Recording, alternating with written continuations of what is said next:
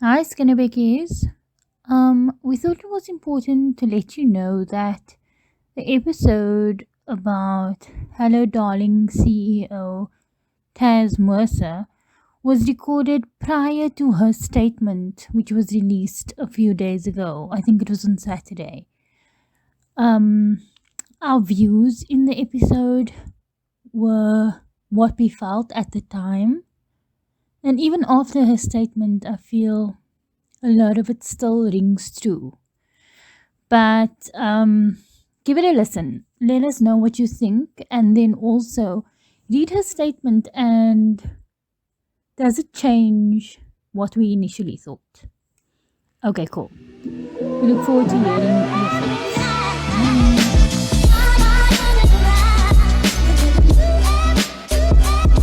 Okay. Welcome back to the Stenebika podcast. This is the place where we talk about a whole lot of cack, offer our opinions, swear maybe a little bit too much, and hopefully please share your opinions with us. We are Shahina, Nikki, and Nabs, and welcome to episode 2.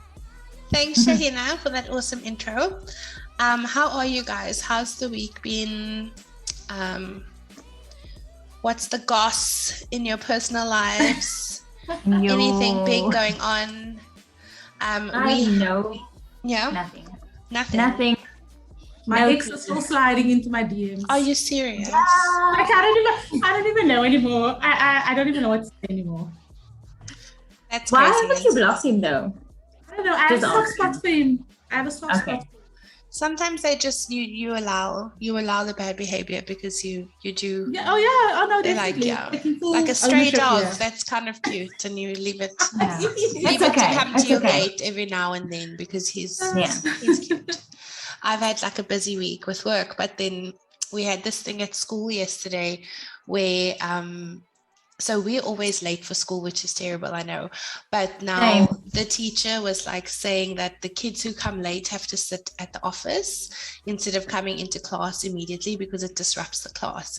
And I've been really struggling because I feel like it's unfair because it punishes the kids. So instead of the parents, because it's my fault, it's not my child's fault that we're late, it's totally my fault. So, but anyway, we're not here to talk about my school issues. Nabs, what are we here to talk about? Okay, hello, darlings. I think that's how she said it. I listened to a live one. She sounds like evil, like a Cruella. A little bit. I'm not going to lie. So that's a dead giveaway. But if you're still unsure, we're talking Tasneem Moosa, dubbed the South African Holiday Swindler, I think. Yeah. The story broke last week. And since then, the socials have been flooded with burning up.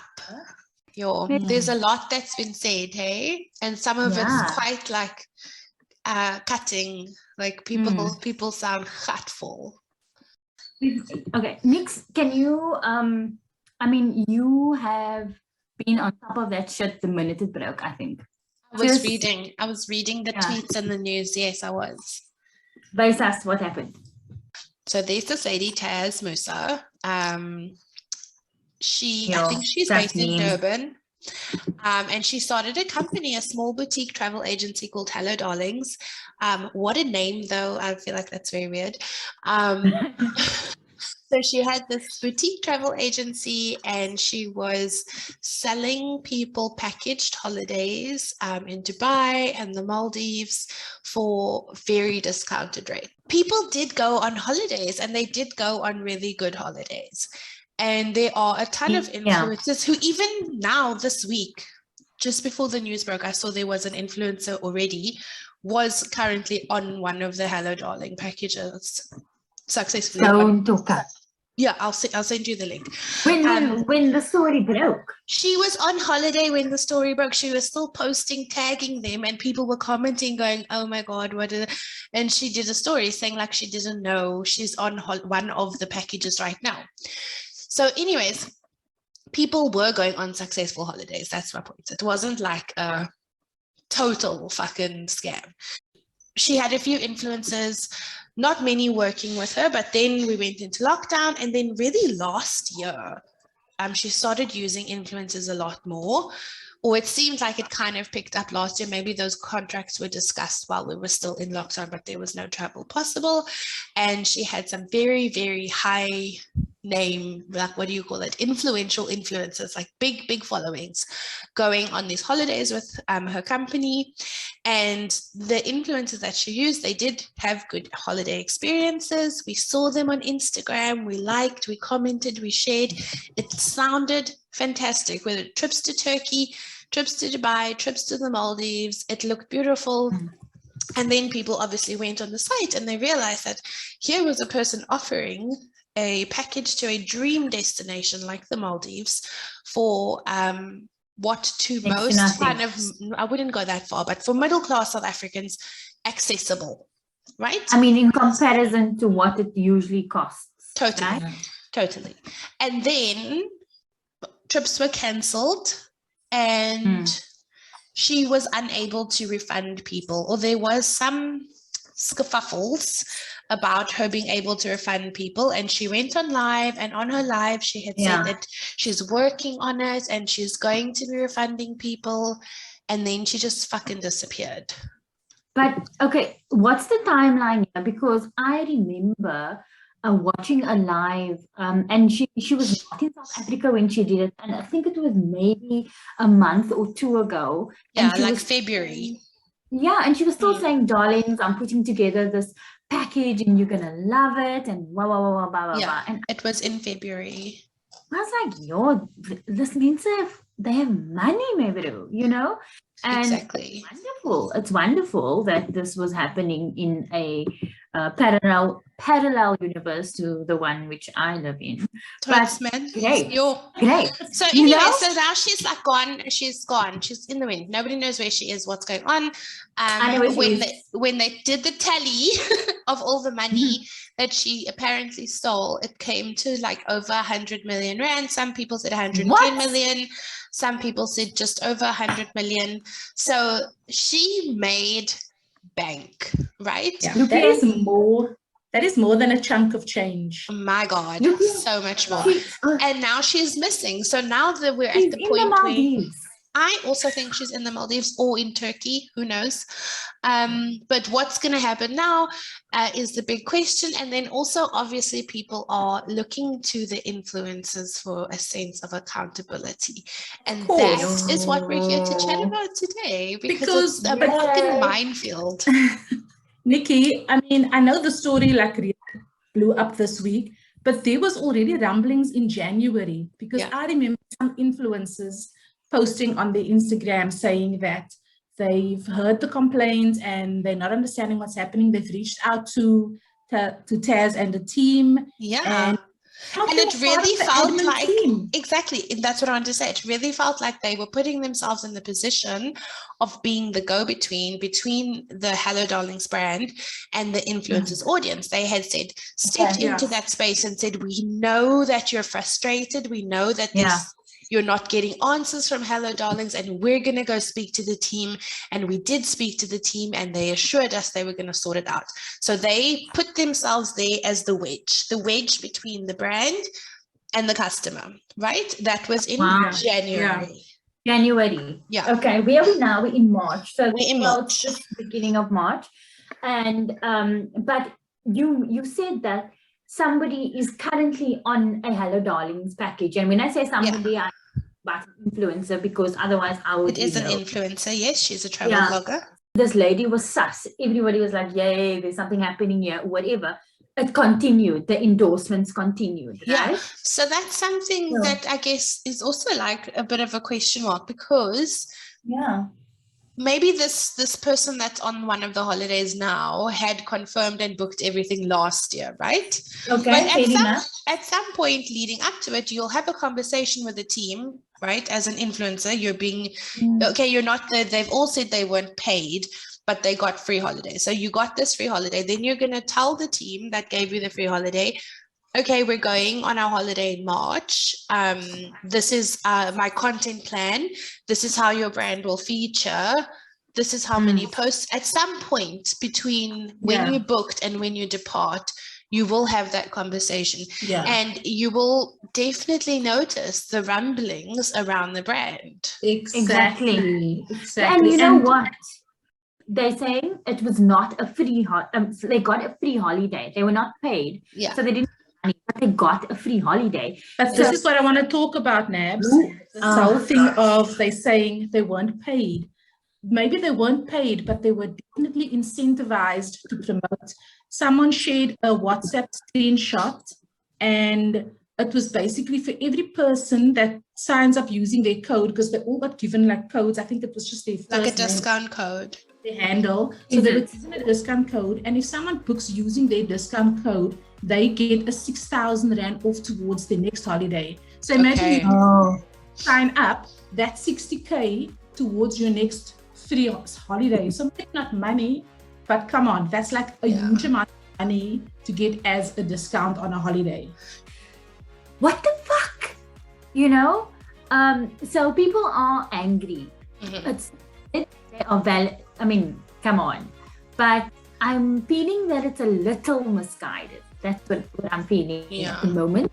But once they come out of the fog, I'm curious. People need to be held accountable. Yeah, I'm curious to know how we got here. Where I feel like, I mean, our first episode we spoke about the Tinder swindler, and now we've got another whole other fucking basket of nightmares to unpack. And I want to know, like, how did we get to a point where, I mean, in my parents' day and age, sure, there were scams, but they were rooted in physical things. Like maybe it was timeshare that didn't really exist or something, but you really had to go like far into the whole Ponzi scheme to really get scammed. Sorry. Yeah, shots fired. But has our approach to online transactions lessened our awareness about scams? And I really feel like during lockdown we lived in a digital space because that's the only space that was really open to us. Our shopping was done online. We bought things on Facebook Marketplace a lot more frequently. We bought things on WhatsApp, and has that process of becoming a lot more trustworthy online shaped the environment that makes these scams possible? Because one thing that really shocked me about this whole story with Tazz Moosa is that there was no online payment gateway. People were sending her a WhatsApp message where she sent bank details and they EFT'd her and sent a proof of payment over WhatsApp for like 56,000 Rand. You didn't even get a bank confirmation letter. You didn't see like for a payment gateway. You didn't do any due diligence as a consumer. And that is fucking horrifying. Shocking behavior. Especially when I feel like, you know, if you just want to buy a small item, you know what, go for it. If you buy Facebook Marketplace for $500 and you want to trust someone, you know, that's one thing. But to spend the amount of money these people spent and transacting via WhatsApp with a person that you don't know, like her only authority, or not authority, like her only authenticity is rooted in the fact that other people you don't know but know online or follow and trust said that she was good, right?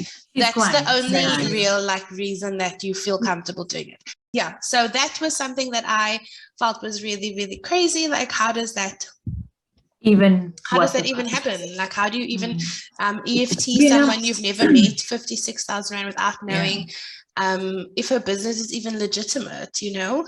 But the legitimacy is there. It's implied by all the people that had already gone on holidays. Exactly. So maybe then the question is, what are your measures of legitimacy at this point? But no, it was a consumer journalist, and she was talking about the very, very fucking obvious red flags. The red flags. There were red flags. And also if you purchase something with your credit card, there's some protection for you. For sure. And you can reverse it, hey? You can go down a fraud process, but if you EFT someone, it's a whole different other thing. And this is what that lady was saying. With the EFT process, she feels that was part of the scam, obviously. I agree. And that whole WhatsApp thing. And Yeah. you managed to get the last page that was not from the website. So just if as a user, as a consumer, looking at that website, I knew it was probably a Microsoft Word document that you just fucking copied and pasted. It was so, And what about the logo? Like everything was just cut. Like, what are you doing? And I mean, how is your company called Hello Darlings? Like any travel agency, the word travel features generally quite heavily. No SEO. But Nats, you had made like a good point in saying like this isn't not this level for sure, but travel scams have happened before in the past in the Muslim community. Yeah. Yes. Absolutely. Shame. And it's terrible that it happens. And in Islam, when you go on Hajj, right, it is as if God is inviting you to come to the Holy Lands. And to me, that is like sacred. You do not that kind of stuff. How do you have the audacity to fuck someone's pilgrimage? Crazy. I don't believe in karma. I believe in God, and you will be exposed. But I think maybe this community was susceptible to that because it was there were like quite a big portion of Muslim people use small travel agencies. We do generally use small travel agencies. Yes. Because from a friend that got referred to you. So it is normal for us. Absolutely. And you know what? The two influencers who I am aware of who endorsed this Tazz person, they are Muslim as well. Yes, yeah. And that feels so calculated on her part. Like she's trying to target a specific community where she knows there's more affluent people. She knows there's already established trust with working with smaller boutique companies. Yeah. And now the slums are like going mal, it's terrible.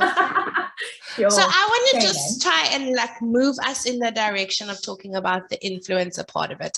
And I want to segue that by saying something that I listened in the Radio Islam interview where I don't know who the presenter of the show was, but he was saying that he felt like influencers were kind of vindicated in a way because he didn't see what they did as any different to taking out an ad in a newspaper. So to that point about how it could be like an ad, I think it's important to note two things on the influencer side that I really hope can kick off our discussion. And the first one is, it isn't unlike an ad, but an ad in the sense of an ad that a company like Flight Centre would take out would never have been accessible to Tasneem. She would never have been able to afford it because that kind of brand space is kind of reserved or curtained off to brands that are a lot bigger, that have a lot more funding. And I think that with influencers, we can say this would have happened without them. For sure it would have. If that was her intention, nothing would have stopped her. But I don't think she would have gotten away with the amount of money that she got away with if her brand wasn't amplified to the point that it was in early this year. I mean, they essentially endorsed her. Yeah. And they endorsed her based on their own positive experience. So we can't separate the fact that they, like, if I tell you to go to a dentist because I had really good experience at that dentist and you go and he fucks up your teeth, that's not my fault because I had a good experience with him. But absolutely. So they were honest. It's not as if they were lying, right? Yeah, exactly. They were not lying. And should we have said it's a sponsored ad though? Did say it was sponsored. You know, all of those things which are important because it's separated from personal opinions and even experiences versus this is a paid advertisement, you know? The influencer I follow that the ad, I mean not ads, her post that I saw when she was in Turkey, there was, I can't remember if she said that I just don't remember saying it's an ad. She was just promoting the holiday and saying she booked via this agency, but I don't remember the sponsored ad tag on that particular post. So usually influencers will say an ad is sponsored if they've been paid cash. And if it's a trade exchange where I'm giving you a service or a product, the rule is a little bit more gray, but you should always tag it as trade exchange. But I think a lot don't. I don't remember seeing any of that type of wording. I just saw the amazing pictures being posted in Turkey and what an amazing time they were having and the accommodation. That did not stop those people from doing their due diligence. For sure. It was your responsibility. Yep. It was your money, maybe. And a lot of it. A lot of money. And, fuck, we touched on the red flags, right? How could you... Okay, I don't want to sound like Judge fucking Judy here, but... No, sound like Judge Judy. How could you fucking pay directly into her bank account? Do you know that she wasn't... I don't think she's certified with that body that governs all the travel agents. Yeah, I don't think so. Association of South African Travel Agents or Agencies. And then were they paying it into a personal bank account like Tazz? Personal bank account. I think these kind of details will come out as it progresses. But I think the main thing is like, what was you did no due diligence. So like, I'll book a flight. Okay, I've never booked a flight with a small agency before, but I would book a flight, say with Travel Center. And I can tell you the booking process there, it's all online, right? So you go, you get an agent, maybe the agent will WhatsApp you. And then they'll send you your flight options, you'll choose your flight option, then they'll send you a link that goes to a payment gateway, then you'll get a confirmation email with your flight booking information where you can immediately go online and check, has your accommodation, your flight's been booked? Did these people even check that? Because I saw someone mailed a hotel to ask about the booking made, and the hotel said no such booking was ever made. Did you get a flight number and actually go onto the airline website and check that was an authentic number? Did you contact the hotel and make sure that it was, anything? That's very important, because I don't know if anyone who's ever booked a flight will know the minute money changes hands, you get your e-ticket. Seconds. It's so instantaneous. I don't give money and then I have to wait 3-4 months for my plane ticket. It happens immediately. Because planes fluctuate on a daily basis. Exactly. And tickets are issued instantly. Like, even if you book through a third party, like a Flight Center or a Thompson's or anything, they're still issued immediately. There's this thing, man, when it's too good to be true. It fucking is, man. Did we just fucking throw all our common sense out of the window because we want to take pictures in the fucking Maldives? No, my bro. I mean... Sure. So how do you know? Like, how do you know when you can trust what an influencer is saying? Like, can you even trust an influencer? Can you? Let's start there. Yeah. Is there like a sense of authority that we can place in their hands and say, here, I'm going to say that I will trust you because I believe that you are the authority in this space and you can properly recommend a brand? Or is there ever an instance where that isn't that comfortable? I feel that the lines are very blurry. Is it blurry because they're being paid to endorse things? Like, is that where there's the trust doesn't exist because I know that you're making an income out of telling me something's good? I'm not easily influenced by influencers on Instagram. I hardly follow anyone also, and that's my choice, right? That is mine. And just like I am exercising my right to decide who pops up on my feed, so too does everyone else. Yeah. So your level of trust, that's on you, my bro. But when it comes to shit like this, say for instance, somebody's endorsing a beauty product. Yeah, fuck, spend your money, use it. If it doesn't work for you because everybody's different. Skin is different, but when it comes to these type of things, I don't know, there needs to be somebody governing all of this shit, because what's happening now, I feel like, again, I only know of 2 influencers who used Hello Darlings. I feel like they're throwing their hands up in the air and saying, oh, I'm sorry that happened to you. Why aren't they using the same influence, the same enthusiasm that they did with Hello Darlings, endorsing her, to then help these people? Use your influence now and say, okay, fuck, what are we going to do? Let me help you, because, there's some just... Yeah, but if someone spent like 60,000 rand on a holiday because I told them to spend 60,000 rand on a holiday and that money was stolen, I would be fucked up over that. Like, I would really want to, like, what the fuck? I would phone you. I would send you a fucking message on Instagram. Send me your phone number. I would phone you. Let's go to the police station together. Let's go figure this out. We need to start a class action. Like, I would feel, even though it's not my fault, I would feel a sense of responsibility to you, because you trusted me. You trusted me and I let you down. Well, I didn't let you down, but your trust was maybe misplaced, and so was mine, because I was also bamboozled, right? Like, I'm the influencer and I got a really good holiday out of the deal, and my really good holiday was the tool that enabled the fraud. Because if I wasn't able to authentically sell the fact that here I am on holiday having the time of my life, the fraud would never have happened.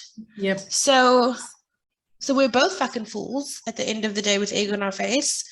And I would want to help you properly. I wouldn't just send out some flat. Yeah, no, those people deserve more. They deserve more. I think. I don't know what that more looks like, though, because at the end of the day, you're just an influencer. Like, you're not like a politician or a policeman. But more than just flat words on social media, for sure. Yeah, you're saying that about them not being whoever they are, but when they are endorsing, when they were, so the same amount of energy that was given there must be given here. Yeah. So they influence. So like, go on Radio Islam as well. Go on KFM. Don't delete your posts, maybe. Go on Voice of the Cape. Tell them what happened. Yeah. Yeah, and I went back and I looked for those posts that popped up in January when the complaint started, and those posts are gone. So ultimately, they are hiding some of the affiliation, I think. Yeah, I guess it's embarrassing. Yeah, it's kind of embarrassing, but I embarrass myself on a daily, my bro. And then I just recover. You know what I'm saying? Own up to it. Say, guys, we fucked up. And maybe we can't give you we can't get you your money back, but let's just admit that we fucked up, because we're sharing amazing holidays. I mean, the things looked really great. Product drop, right? You will watch an unboxing video and the influencer gets this box of shit from a brand. And it's so amazing. There's a handwritten note. There's like this beautiful paper. And then you get it. You go like, oh, I want that experience. I want the product, but I want that experience. And it comes in a stick packet. Go pick up your box at the post office. It's a fucking, like, that bag from the courier company. Yeah, the courier bag, flyer bag. There, fuck me too. Check with you. Okay, listen. Back to the travel scam, the skelm. So she has this thing, the right of reply. I shouldn't be calling her a skelm, because maybe, look, guys, what if, right, she got caught up in some hectic cuck and she owes this drug lord money or something. Why would she? She's really suffering. And she doesn't look like a druggie, though.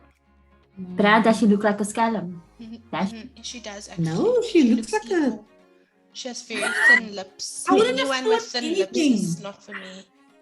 Yo, I don't have thin lips. Thin lips equals scamming. And no, you don't. Thin lip people.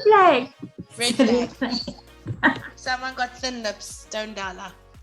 What do you think about the people that are saying mean things about the people that got scammed? No, that's true. No, that's custom. That's like with Simon the Swindler, and now it's himself for trusting. Don't be kind. Don't be dumb. It's I'm not saying mean things about the influencers because I don't think the influencers deserve people to be like ragging on them and hating on them. Not mean, no. And neither do the victims, because at the end of the day, the biggest problem here is Tasneem Moosa.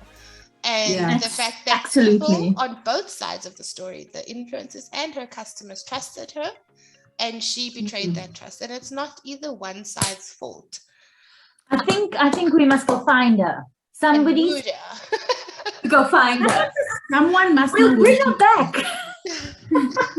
We Guys, just I have want to one talk, question. Tasneem. We just want to talk. Don't be scared. Your friend. This is a safe space. Guys, I have a question, right? So, you know, the clip that the influencers went on. Yeah. Who paid for that though? She did. Yeah, Tasneem paid for it. Money, bruh. She has money, man. Does she? I'm sure. It was a pyramid scheme. She was using other people's money to pay for their holidays. Yeah. When their turn came, there was. I want to know, like, what made her be a scammer, though, because she was running a good business. Yeah, that's what I say, guys. On day dot. She was actually providing holidays. People were going on holidays. They were having an amazing time. Was it always going to end in a big elaborate scam? Did lockdown provide the environment for the scam? Because now people were booking, but they couldn't go anywhere because of the travel ban. So she was a massive money, and she was sitting on money that people had already paid when the bans are lifted. They will go on their holidays. So she had maybe an opportunity to promise something that she didn't have to deliver on immediately, and then that is maybe what. And that just was easier or whatever. Yeah. Well, I don't know. I find it so bizarre. Yeah. But maybe she just got tempted with no bookings and all that money, and it looked way too tempting. Do you think that we already spoke about like whether it's wrong or how much blame the influencers should carry?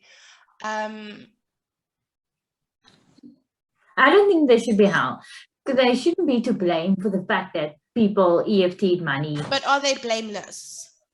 Not blameless. No. Again, it's for me, I want the people who were scammed to be held accountable for their actions. You must admit to your stupidity, because that was not a good move, bruh. Can we just talk about how you did that? You did that. Nobody held a gun to your head and said, you must. Okay? Now you're caught up in the scam or whatever. I feel there's a responsibility on the influencers to just do something. And like you said earlier, Nix, I don't know what that looks like, but definitely more than what you've done thus far. And I don't know what's happening right now, but the last time I checked, not much. So Shahina, you also mentioned that, and if you had been scammed by Tasneem off the back of taking an influencer's recommendation, maybe even using their discount code, what would you want to see happen now in the public space? I wouldn't just want the apologies. It just sounds so empty and hollow. I do think they can do more. I mean, how did she just vanish? They all had her on WhatsApp. They seem maybe to she blocked everyone closely with her, but someone must know. Like someone must know. Where's her family? I would have gone to her daddy, maybe. Your uncle, Kanala uncle, please. I worked hard for this money, you know. Where's her family? Where are her staff? Oh, listen, that's interesting you said that. I read an article just yesterday about one of her staff members who said, you know what, this was a legitimate business for a long time, but I left when people started harassing me for their refunds and shit like that. Oh, shame. Yeah, so, I mean, I would also fucking jump ship. Did you hear the other thing? It was when this whole thing started happening, her actual staff was asking her to pay their family members first. So they knew shit was going to hit the fan. And so they were like, her staff had also booked through them. So her staff, either the staff themselves or the staff family members have booked, and they were like, at least just pay our family back. You know what I mean? So they were making, hey, me and my family, we're getting our money back. fuck the rest of y'all that booked. There's nothing I can do. We're jumping ship. Yeah. But also those staff members must have felt so responsible for that. I must say, I would do the same. Family members, you know, me too. Same. I would demand. Like, you're not gonna vermaak my mommy. Sorry. Yeah. Give her money back now. Yeah. Yo, I'm not moody. Give my kroon, man. Give my kroon. Yo, it's not a joke now. I hope we see like some kind of. I mean, I don't think anyone's going to get their money back. I'm just going to say it. Like, I really don't. And even if they arrest her and they attach her assets are not going to be over 100 million. So, like, maybe they'll get like a percentage back, hopefully. But that money, for all intents and purposes, is gone, right?